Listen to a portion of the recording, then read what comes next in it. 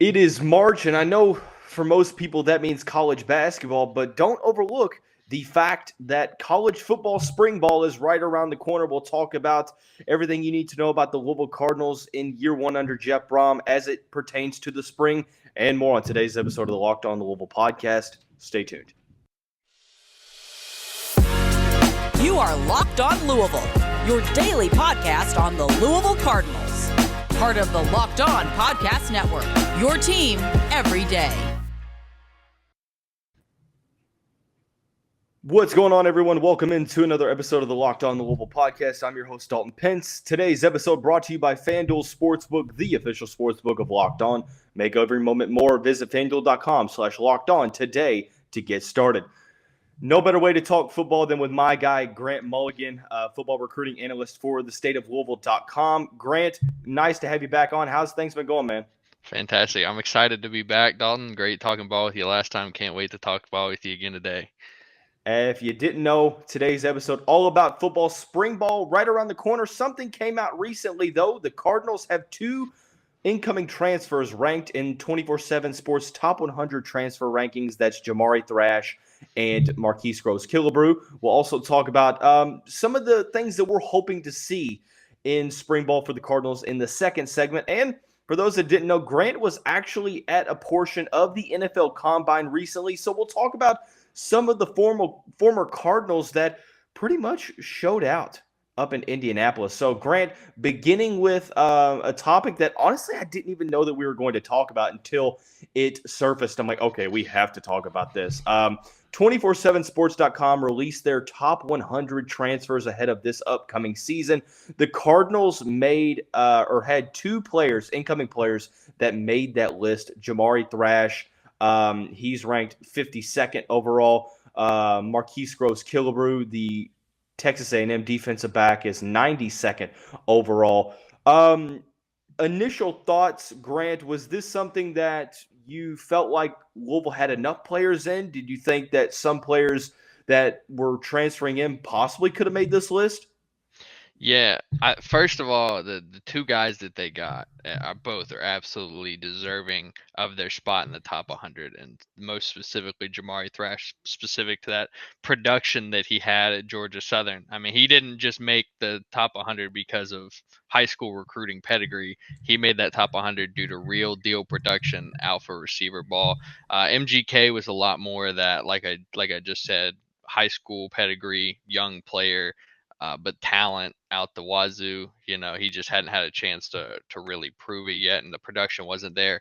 But he's still, to be able to have that kind of talent with very little production in college and being that young, still ranking within the top 100, I think speaks very highly to his abilities, what he could bring to the table, and the excitement that should be around. But I agree that those two definitely belonged in the top. I think as well, guys like Heron could have possibly been belonging in the list because he's been a productive starter and a productive player for a while now. But a common trend with the guys that they brought in through the portal has been some unproven at the college level guys who have a ton of potential. So for that reason, I'm not extremely surprised. The top 100, with the amount of kids that are in the transfer portal now, is a pretty prestigious list. I mean, you really have to have top tier production, or you had to have been a really top tier high school recruit to made that. So I'm not really shocked. But I think especially for Jamari Thrash is an absolutely well-deserved ranking. I definitely agree. Stephen Heron was probably the one that I was looking at. I think you're right on track with that one. Speaking of Thrash, this past season for the Georgia State Panthers, 61 catches, 1,122 yards, 7 receiving touchdowns, top 15 in receiving yards, averaged nearly 18 yards per reception, the best receiver in the Sun Belt Conference, 6-foot receiver from LaGrange, Georgia. I think a lot of people are probably under the assumption that this is probably the 1 year, unless something, knock on wood, like injuries happen or whatever. If all goes to plan, Jamari Thrash is probably a one and done at Louisville. This is an opportunity for him to improve his draft stock. When I saw that Thrash committed, Grant, I immediately drew comparisons to the situation that Tyler Hudson was in, a guy that came from an unheralded previous destination, but absolutely balled out. and now joins a program to where there's a ton of opportunity. Differently speaking for Tyler Hudson, being in Scott Satterfield's offense, now you're in more of a pass-friendly offense. Maybe there's more mouths to feed, so to speak, in this offense in terms of targets, so on and so forth. But I think that Jamari Thrash is going to be a guy that is probably the one player on Louisville's team that if you made me guess who's going to 1,000-yard receiver, is probably Thrash, and not to mention he provides that home run deep ball threat downfield. What are you expecting from Thrash in 2023? I think exactly what you said really hits the nail on the head. I think very highly about Thrash's game and what he can do for this offense, especially like you said, transitioning to this more receiver-centric air raid offense. I think Jamari is going to be a guy who can step in day one and fill that receiver one role, which is actually something I was really concerned about coming into the season, is that on our current roster, and whenever you and I last talked, we only had 2 transfer wide receivers that we had gotten, and neither of them had any experience being a top option in the offense. So Jamari Thrash is a bona fide wide receiver one who's commanded those targets, who has put up that production, and it's for good reason. The talent speaks for itself, and he got better every year. And it's because of that. If you go back watch his tape from earlier and how it moved on, obviously he had the initial talent, but he's added elements to his game every year, which makes me really excited to see him get to come into Louisville and get to work with that staff and be able to develop his game even further. But I think somebody who's already had that production, who knows how to handle business in an offense, I think it's not only going to be great in the numbers column with the numbers that he could put up, but I think it's great for the leadership in the room. A guy who can really pave the way for some of the younger guys to get into these minutes in the future, show them what it looks like to really lead the receiver room. And hopefully he can take some of his game and add it to the game of some of these young guys as well, because he has a lot of technical prowess that I think that guys like Amari Huggins, Bruce, and guys like that on the younger end who could really learn from. I definitely agree there. I like the leadership that he brings. And you said it. We talked about it.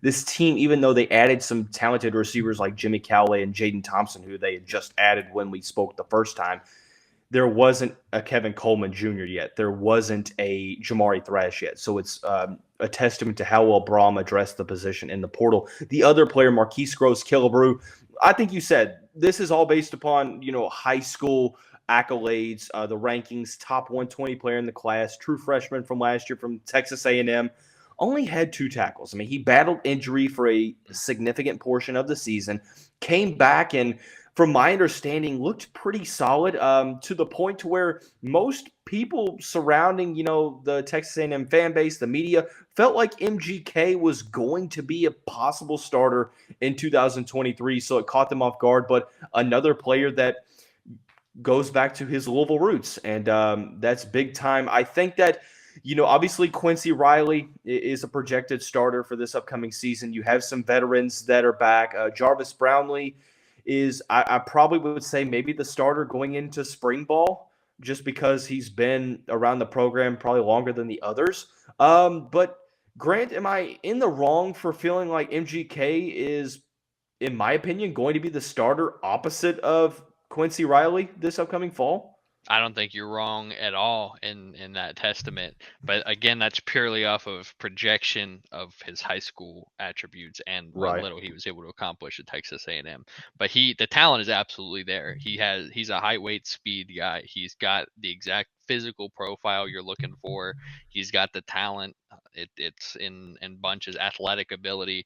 Health is going to be a big one, like you said, at Texas A&M. In his early career, he already faced a small deal of injury.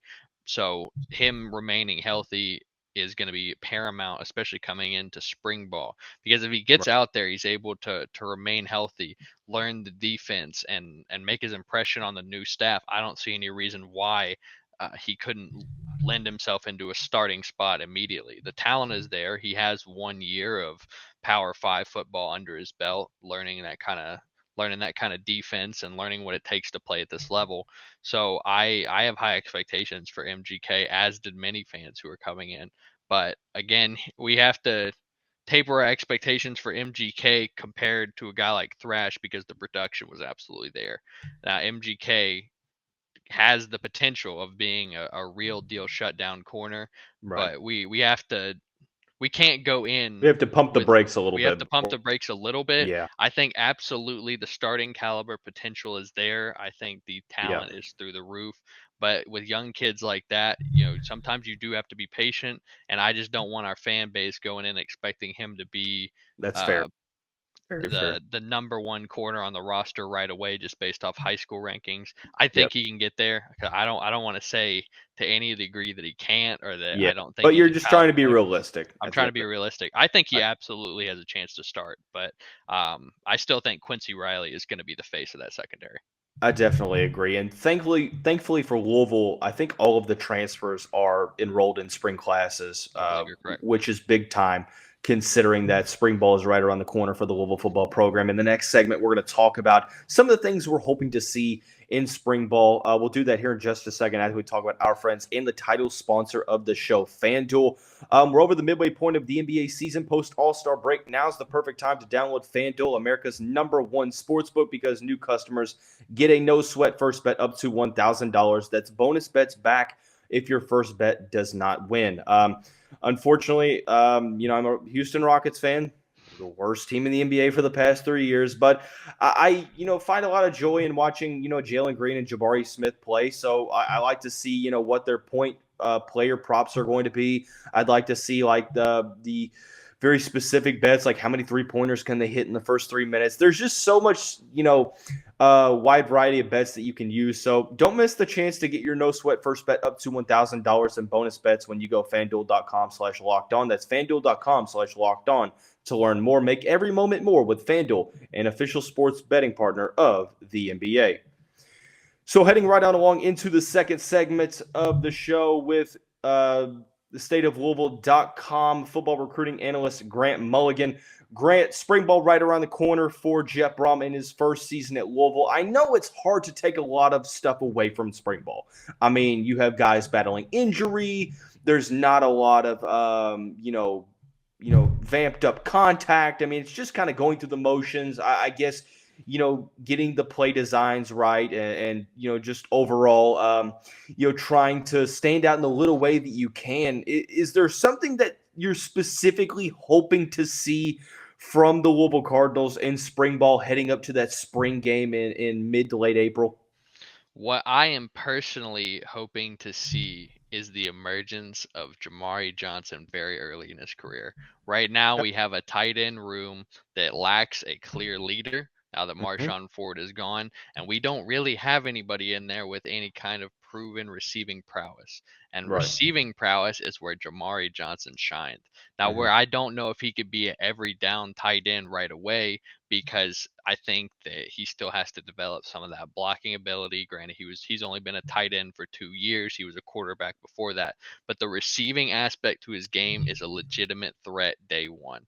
And I feel that he could be an asset to this offense. I feel like he's a guy whose receiving ability is already at the point where it's going to be really hard to not want to game plan targets for him and to get him out there and create a mismatch. And for such a wide open race, I truly feel that the ceiling is the highest for Jamari Johnson. And I think being able to get him those reps early will really lend itself to him having a great career here. I don't really see anybody else on the roster. There's some talented guys. I don't want to take anything away from them, but we have a lot more blocking tight ends in the room right now than we have true receiving threats. Very true. And Jamari Johnson is a real deal receiving threat. And that is the storyline I'm most closely following. After that, I would have to say how the defensive line rotation shakes out. Obviously, we know with the new formation. Yes, absolutely. That's something to work out. Switching up formation. So now it's going to be interesting to see if some of the existing the players who are already on the roster fill the roles that we expected them to, or are they maybe going to work with the staff, maybe get a little change in body type and see them move elsewhere on the line? I mean, we have talent, we have a lot of depth at the defensive line. I think they did an excellent job recruiting it. So I I'm do really too. excited to see how that group shakes out, what that rotation is going to look like. The same for the other side of the trenches as well. I The definitely offensive agree line there. rotation, I'm excited about it, but that's where I'm at in terms of going into spring ball. I think you're onto something with the tight end room because I think that there's the majority of players that are blocking tight ends. One thing that leads me to be encouraged about Jamari Johnson as a blocker, it's because he already has the college build. I Oh, mean, he does. 6'5", what, 260, 270? He was 260, and he played at 250, but I believe Yeah, he and weighed in at he 260. moves really well for his size, so it's not like, Exceptionally well.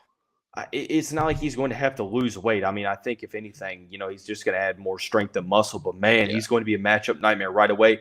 I didn't think about it like that, the defensive line. You bring up some very fair points with the base package changing. I guess you could say not only the defensive line, but also the defense as a whole. I know, with how versatile the linebackers were, safety linebacker hybrids, see Ben Perry, for example. You're not changing too much, but there definitely is going to be some change. Two things that I'm looking for. Number one, I feel like a broken clock. I feel like I'm beating the same drum when I say this.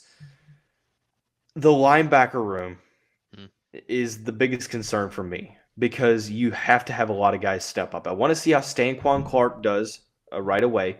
I also want to see guys like Jalen Alderman, like KJ Cloyd, like TJ Quinn, Jackson Hamilton.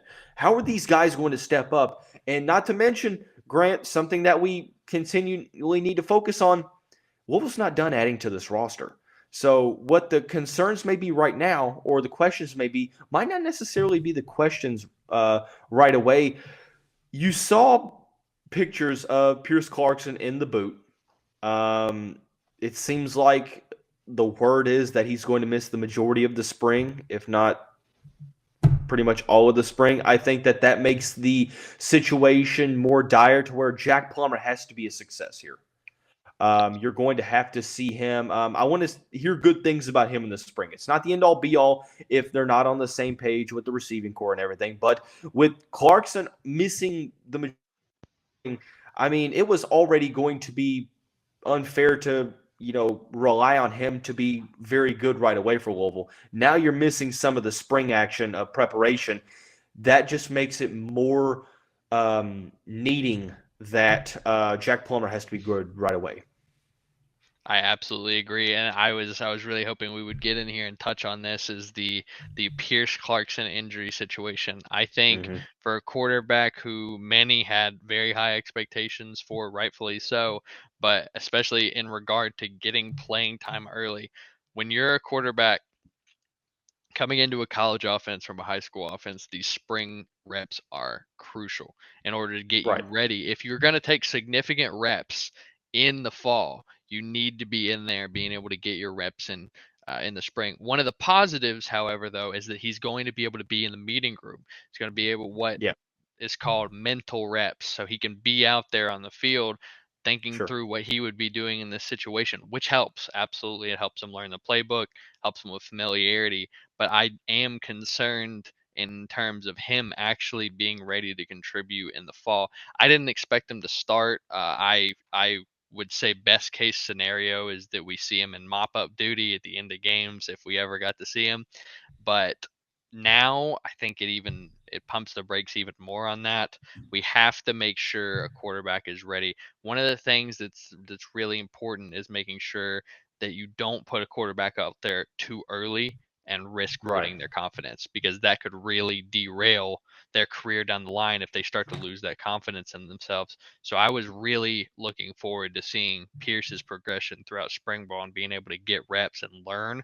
But now, depending on how much time he misses, I feel that Cardinal fans should now probably have to wait a bit longer than we had hoped for to see Pierce out there for game action.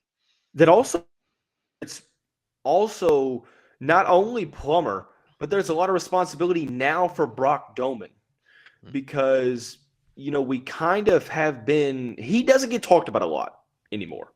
No. And because you brought in Jack Plummer and then you have Pierce Clarkson coming in – But I mean, let's be real, he's not out of the picture yet. He's not. Because there is, I'm not saying it's a real like probability, but you just never know with injuries, man. And Plummer is a guy who unfortunately has had injuries in his career. So there is a world that Brock Doman could be relied upon at some point to win the Louisville Cardinals some football games this season. I'm not saying it's possible, but It is possible. Want to now dedicate some time to the NFL Combine. Obviously, you were there. That was. And that's pretty awesome. I want to talk about that here in just a second. Before we do that, I want to thank you all again for making Locked On Louisville your first to listen every day. March Madness is here. Make sure you check out our brand new podcast, Locked On College Basketball. Everything you need to know about college basketball all in one place. Plus, hear from big-name experts, insiders, coaches, and players. Locked On College Basketball, available on YouTube and wherever you get your podcasts. Heading into the final segment of the show with State of Louisville football recruiting analyst and aficionado guru, whatever you want to call him, Grant Mulligan with me in the virtual set here on this fine, Thursday evening now. Grant, you were at the NFL Combine for a portion of it. Briefly describe that atmosphere, and then kind of touch on how much a player can make his stock rise or fall with a good or bad showing in Indianapolis. Right. First and foremost, the respect to the crew who's really tried to turn that into a fan experience. Last year was the first year I went, and I believe it was the first year that they were allowing fans to go at all. And the crowd that I was there with last year pales in comparison to the crowd that I was with this year. Like, there was legitimate, palpable excitement when certain prospects entered the arena, when they were going through, when quarterbacks were going through throwing drills, guys like when CJ Stroud was out there absolutely throwing dimes. The excitement in the building was palpable. There was cheers for all the completions. It felt like a real football environment. And that sounds silly because obviously it is a football environment, but to have fans there and to see these players going through or as they call it there, the biggest job interview of their lives is a really cool experience.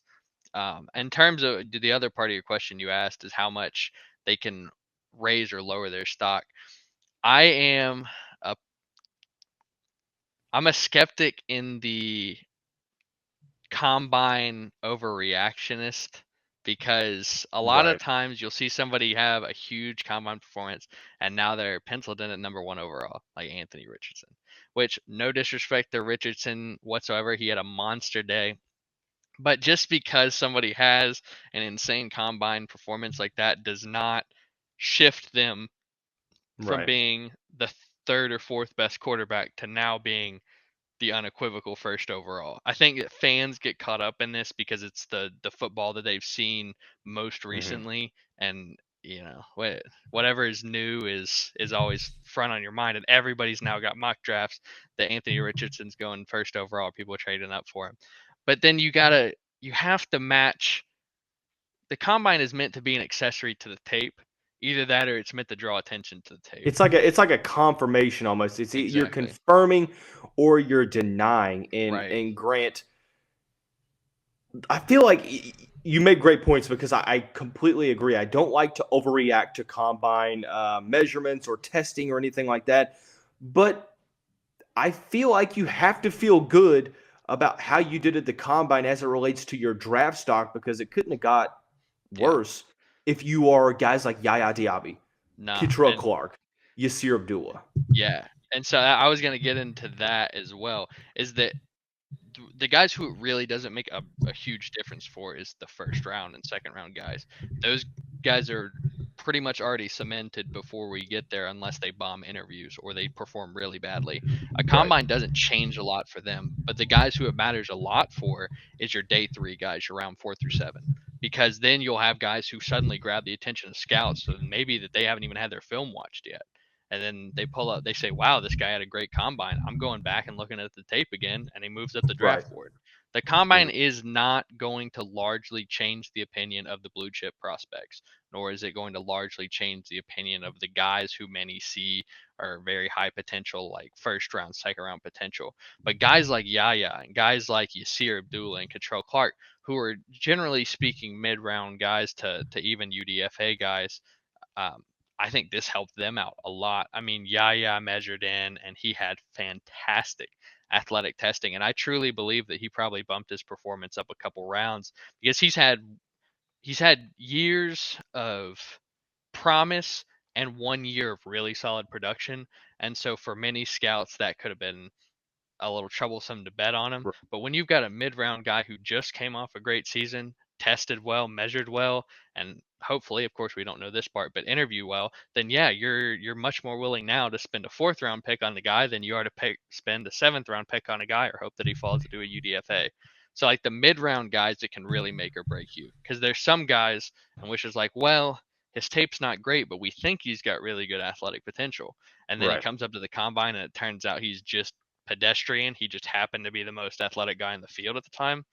Then it can start to break them. Or if somebody happens to come in shorter, smaller than you expected, that's going to change probably. There's levels to it. It's essentially there's levels to it. I completely nerded out there, and I just went on my personal think piece tirade about how the combine affects draft stock. But the key I think you answered the question. You literally answered the question, because Diaby, Kei'Trel Clark, Yasir Abdullah, all are projected day 3 picks, at least as of right now, or so we think. At least that's kind of the consensus. And I think they all did extremely well. I mean, all did great in the 40-yard dash, bench press, from hand measurement, so on and so forth. I'm really, really excited. And don't you think that you're not going to be back on here when the NFL draft rolls around and these guys get drafted, because we're going to have to talk fits and all that good stuff. Grant, loved having you on, man. Like last time, do me a favor. Do everyone else a favor, because I already have your social media.